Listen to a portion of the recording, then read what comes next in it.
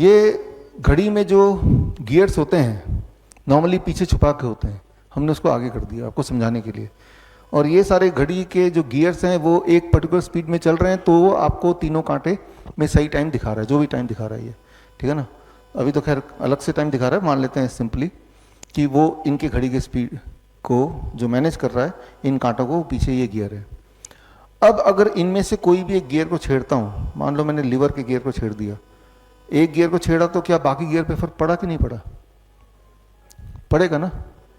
छोटे वाले को भी छेड़ूंगा तब भी सबको फर्क पड़ेगा, बड़े वाले को छेड़ूंगा तब भी अल्टीमेटली सभी को फर्क पड़ेगा। जब सबको फर्क पड़ेगा तो टाइम इधर उधर हो जाएगा, है ना।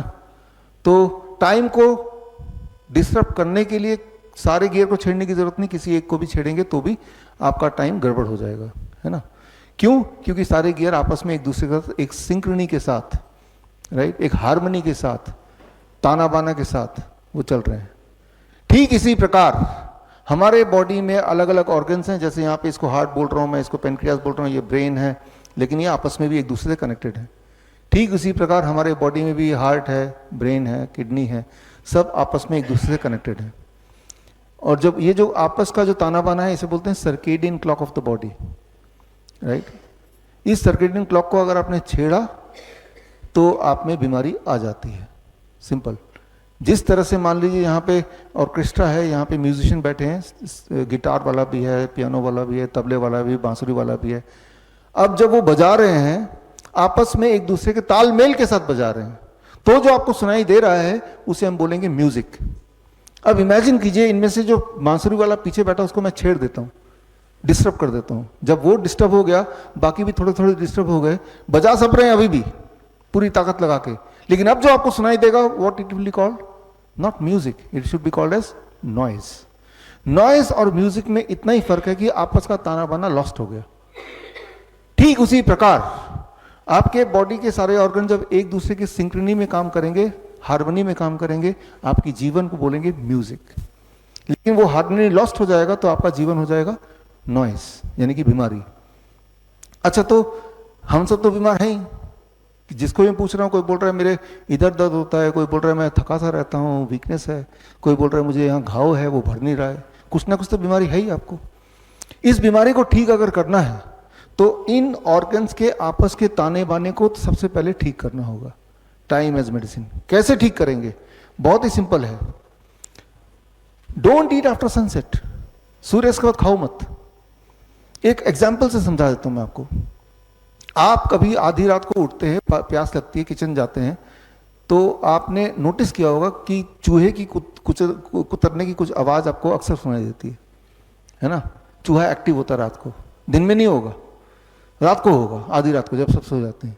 चूहे को भगवान ने नॉकटर्नल एनिमल बनाया है, वो रात को खाता है, खाना ढूंढता है, दिन में वो रेस्ट करता है, छुप जाता है। अब एक्सपेरिमेंट किया गया कई बार, चूहे 100 चूहे ले लिए एक ही तरह के, और 100 में से 50 चूहों को रात को खाना फीड किया गया मिडनाइट में, जो कि उसका नॉर्मल साइकिल ऑफ ईटिंग है, और 50 चूहों को वही वाला खाना सूर्य उगने के बाद फीड किया गया। और सूर्य से पहले अगर खाना खत्म नहीं किया चूहों ने तो जितना रिमेनिंग उसे हटा दिया, मतलब they are forced to eat in the day.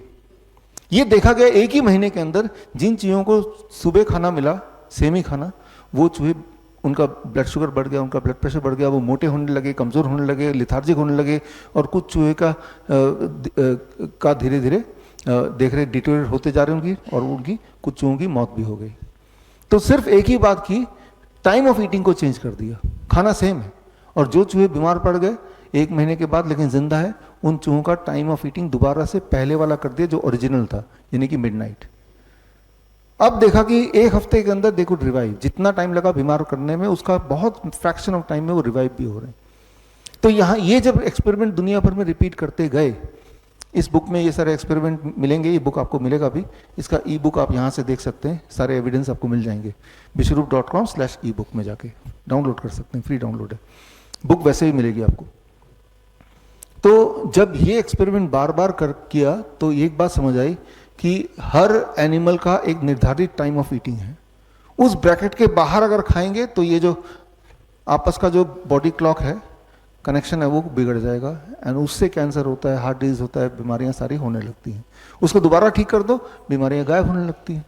Very very simple science. इसे कहते हैं circadian clock of the body. बड़ी से बड़ी बीमारी का आसान से आसान इलाज घर बैठे ही हो सकता है। अधिक जानकारी के लिए कांटेक्ट करें nearest doctor BRC clinic @home।